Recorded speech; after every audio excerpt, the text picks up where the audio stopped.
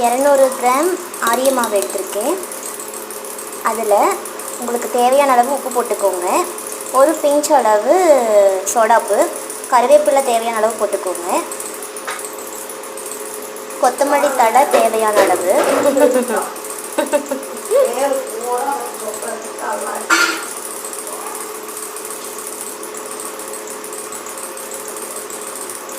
பச்சை மிளகாய் தேவையான அளவு போட்டுக்கோங்க. வெங்காயம் நான் 3 வெங்காயம் பெரிய வெங்காயம் எடுத்திருக்கேன். மெயினாக நமக்கு என்ன முக்கியம் அப்படின்னா இஞ்சி பூண்டு வரமிளகா கொஞ்சமாக அரைச்சி அதில் மிக்ஸ் பண்ணிக்கோங்க. ரொம்ப டேஸ்ட்டாக இருக்கும். தேவையான அளவு தண்ணி ஊற்றி இந்த பதத்துக்கு நல்லா பிசைஞ்சு எடுத்துக்கோங்க.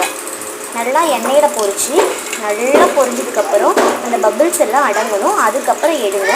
மொறுன்னு பக்கோடா ரெடி ஆகிடுச்சு. கண்டிப்பாக டேஸ்ட் பண்ணி பாருங்கள். கண்டிப்பாக அதில் முக்கியமானது என்ன அப்படின்னா இஞ்சி பூண்டு